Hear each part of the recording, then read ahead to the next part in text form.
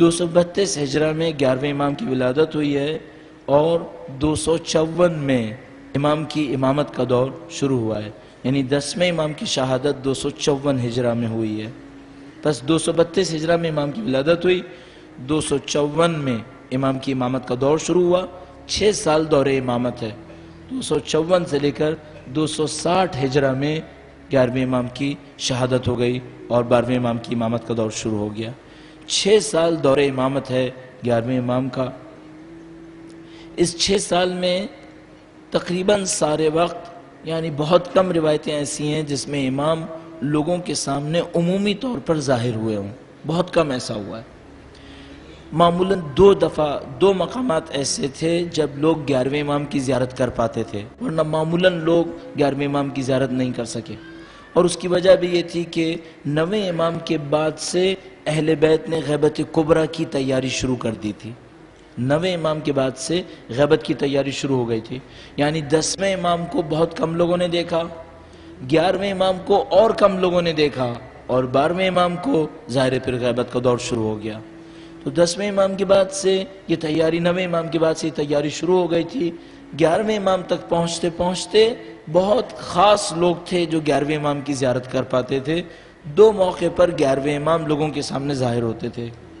ایک وہ وقت ہوتا تھا جب امام اپنی سواری پر بیٹھ کر اپنے گھر سے نکل کر کہیں اور جا رہے ہوں، یہ وہ پہلی جگہ ہوتی تھی جہاں پر لوگ امام کو دیکھ سکتے تھے۔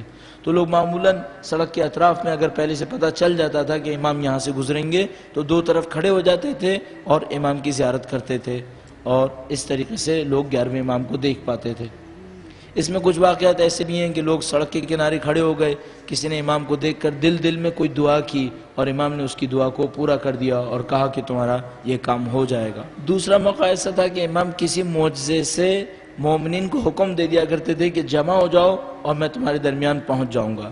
اس معاملے میں ایک گرگان کا رہنے والا شخص ہے، گرگان کو عربی میں جرجان کہتے ہیں، لیکن آج کل بھی گرگان کہتے ہیں، یعنی اگر آپ ایران جائیں تو گرگان شہر وہاں پر ہے۔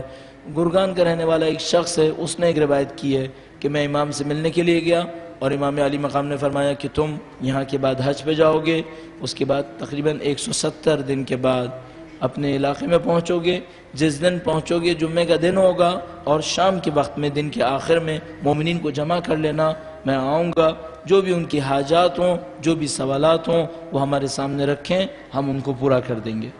ایسے 2 موقع تھے جب امام ظاہر ہوتے تھے، ورنہ بہت کم امام ظاہر ہوتے تھے۔ اس سے جو بات ہمیں سمجھ میں آتی ہے وہ یہ کہ اہل بیت اطہار علیہ السلام چاہتے تھے کہ ایک لمبی مدت کے اوپر اس کام کو انجام دیا جائے۔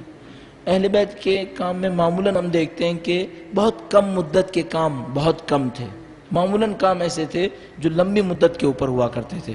اس کے برخلاف جب ہم لوگ اپنے کام کو دیکھتے ہیں تو ہم لوگ چھوٹی چھوٹی مدت کے لیے کام کو انجام دیتے ہیں، بہت لمبی بصیرت ہمارے اندر، لمبی مدت کی بصیرت بہت کم ہوتی ہے۔ اللہم عجل ولیک الفرج